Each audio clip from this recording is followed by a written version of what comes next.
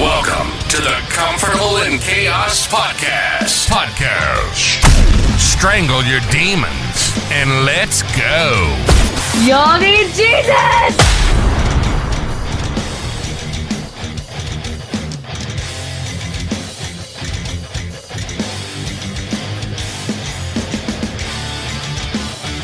No, I don't mind about the things you're gonna say, Lord.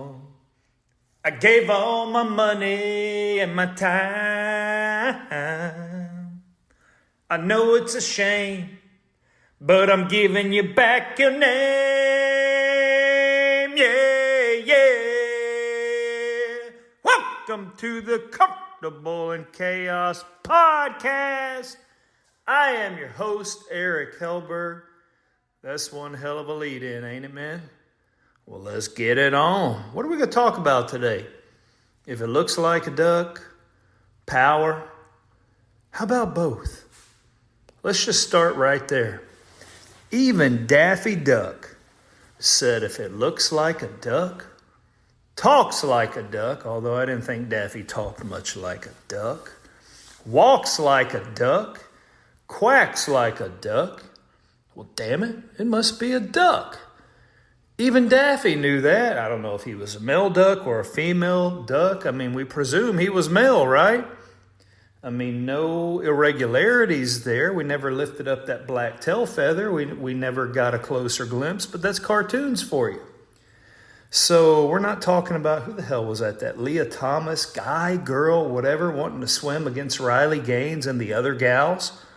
Here he is, she is, in the one piece, denoting the fact that, yes, we are a female swimmer, but as Riley purportedly said, with a bulge at the base of his britches there, or her britches there. And actually, Riley swam that mofo to a tie, a virtual standstill in the 200 meters. But, he did thrash some women in some other races. So a little bit of confusion.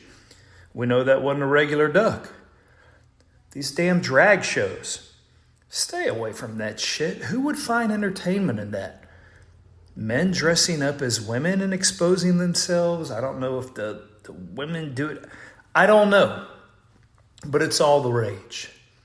It's sick damn depravity is what it is. Now, men, I'm going to ask you this. You know you're a man, right? Okay. And I would think that women also know that they are women, correct? Spit the Copenhagen. Does that make me a man? No, that doesn't make me a man. Maybe that's an attribute of a man. I know plenty of us East Texas women that sit on their porch and spit this stuff out too. So let's go ahead and disqualify that. For the most part, we have established our gender on the Comfortable in Chaos podcast, at least this episode. And we have a few female listeners, right? Maybe we have some female listeners in Bangladesh. We have a bunch of people in Bangladesh that listen to the show, believe it or not. I'm guessing because I had some website work done from a dude in Bangladesh. His name was Abdullah, and if you've heard me in the past, you know I like dudes named Abdullah. I have chased and caught many men named Abdullah. Okay, well, there's some power, I believe. I believe those Abdullahs know that I'm a man. And if you had caught an Abdullah, he would probably think you're a man as well. And rarely, it doesn't even cross a man's mind to denigrate another man's manhood, at least in the capacity of, you're not a man. What kind of man are you? Ballless, spineless. That can get you killed. But we know that we're more expressive in physicality. If things typically go south for a woman because they are the lesser sex, they're going to use verbiage and psychology.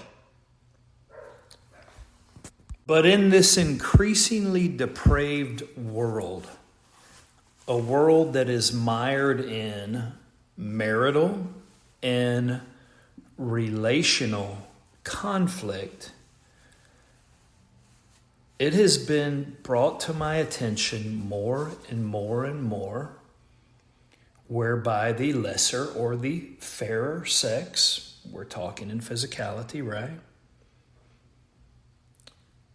will actually bemoan the fact that a man is a man.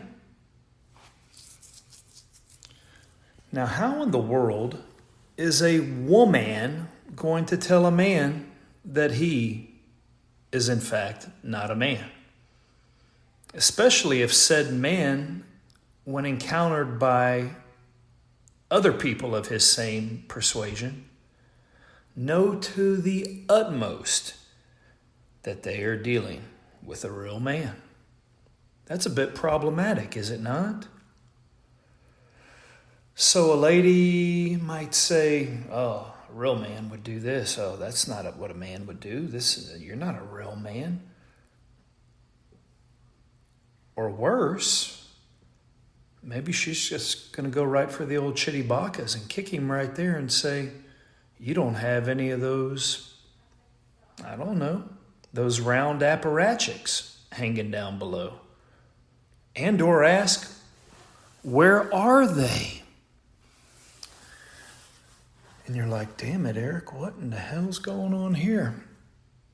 Yeah, I've been told and have actually read a couple of papers where that has become increasingly more prevalent. In essence, what that is saying is there's no doubt that you're a man. You recognize it. Maybe the offending party in this instance doesn't recognize it, but what they're really saying is if you could do this or that, or please me in this way and or provide this attribute is what I am defining as your manhood and or whatever lack thereof. But it goes deeper than that. You're not simply saying to a man that you do not appreciate and or are bothered by specific adjectives and or specific qualities. That's what I'm looking for. Specific qualities of this male individual. You are now actually saying, since he is a man, and men do not say this to ladies, you're not a woman when you know you are. He knows you are. Oh, you're a less of a woman. A real woman would. These are not qualifiers that we throw out because we know they're almost like sacrilege. You're destroying the being. And when you do that to a man, you are actually saying he is not only, at least in your perception, defunct in a particular area or something you want from him. You're actually saying that he does not exist. And that will never compute in his mind because he knows that he already does. And that, my brothers, in order to be said or echoed in any form of sentiment, shows a profound lack of assigned worth to the man who is receiving that, and or a high degree of existing disdain. Or else you would never, ever have such utterance towards you.